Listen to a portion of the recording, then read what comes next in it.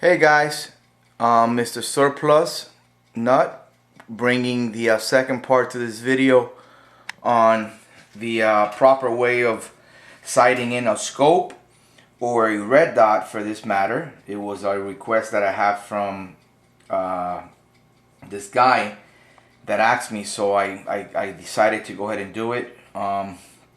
So I left off from the first part talking about the differences between a 1-inch tube on the scope versus the 30 millimeter. Okay, so we were talking about what happens when you adjust the scope on the on your rifle, and you adjust it. You know, you sight it in your windage, your elevation, and then you decided to put in a second scope, and then then again, if you have enough clicks to adjust it on the second rifle, you might be able to sight it in for that one. But what happens if you decide to put it on a third rifle, and when you are out in the range, you decide that, you know, when you go sight it in, you figure out that your elevation doesn't click no more, either to the to up and down on your elevation, and the windage left to right, and you're like basically what everybody calls it, hey, you know, I'm running out of clicks here. Okay, what do you do then? Okay, for years people have used this technique, which is the longest and most tedious to do, which they go ahead.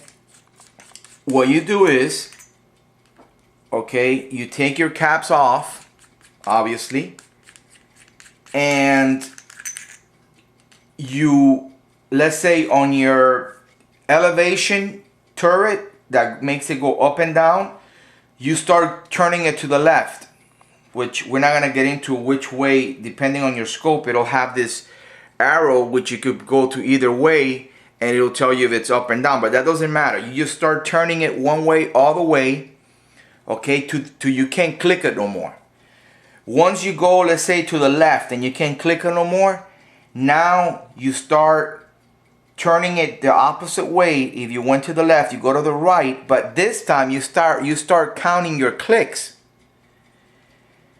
And when you finish turning it the opposite way, if you started going to the left, now you go to the right, and when you start going to the right, you start counting your clicks.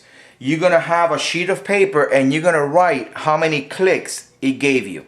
So let's just pick an even number. Let's say you went to the right after going all the way to the left where it wouldn't go no more, and you started going to the right, counting your clicks, and you had 100 clicks. Most of the times you might have the same amount of adjustment on your elevation and your windage. I've seen scopes where they do that, some don't. Some have more, a little bit on your windage or your elevation, and most likely might be on your windage or elevation, depending on the scope. Okay, so what you do is, once you went to the right after going to the left all the way, you counted your clicks as you were going to the right, and you had 100 clicks. You write it down. You do the same procedure on the windage. Okay, now what you do, you count the clicks. Let's say if you have 100 clicks on your windage, beautiful. Now you have 100 on your windage and 100 on your elevation. Let's say for whatever reason you had 120 on your windage. Well, you write that down. Now, after going all the way to the right, that you counted your clicks, and if you had, let's say on the elevation, you had 100, now you want to go back, and if you click back, going backwards, clicking on your clicks, and you leave it at 50, you're going to be right on your midpoint. And the same procedure goes for your windage. You go back, let's say you had 120, well, now you want to leave it at 60. You start clicking back, tick, tick, tick, tick, tick, tick. When you get to 60 clicks, if you had 120, you're in your halfway point. So right now, your reticle, your windage and elevation, it's going to be center, meaning that you have reset it, okay, or readjusted your reticle back to zero, meaning like how when you bought the scope and the factory shipped it to you, or from whoever you bought it from, that scope, the reticle was center. elevation and windage. Okay, now this is the most tedious way to do a scope.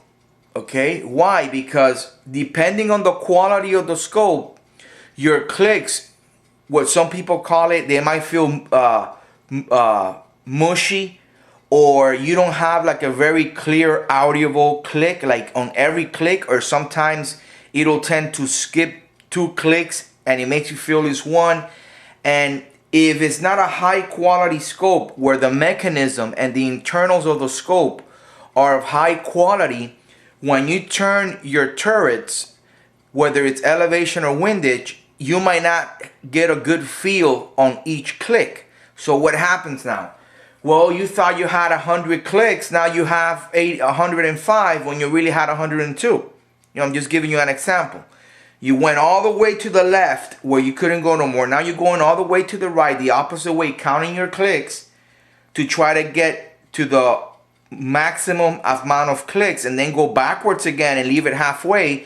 Well, now your clicking are not very precise, very audible where you can hear it, and now you don't know whether you're halfway or not, but most likely you might end up pretty close, where you might again go and mount this scope on another rifle and might get some decent adjustments out of it, and you might be able to sight it in.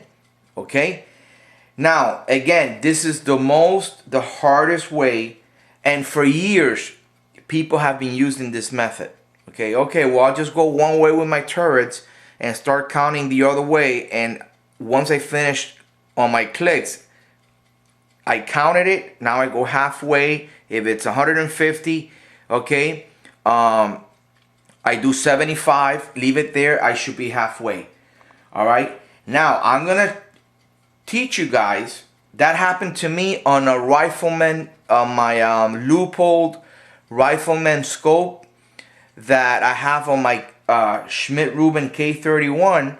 Now that scope, for whatever reason, when you turn the turrets, it doesn't have clicks.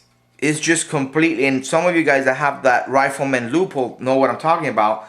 It completely just spins. It doesn't have clicks. And I mean, that's a way of sighting it in. But that scope, I had it first on a hunting rifle. Then I decided to put it on my K31. And with that St. Mary scope mount that puts the scope offset from the receiver and your barrel, now I realized I went to the range. Luckily that day I took other rifles, which didn't ruin it for me.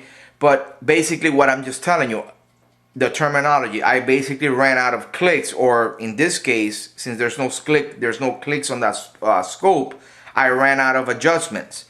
So I wasn't able to finish sighting in that scope to that rifle, and I was either gonna send it to Leupold so they could do it for me, but you know, luckily I decided to call them.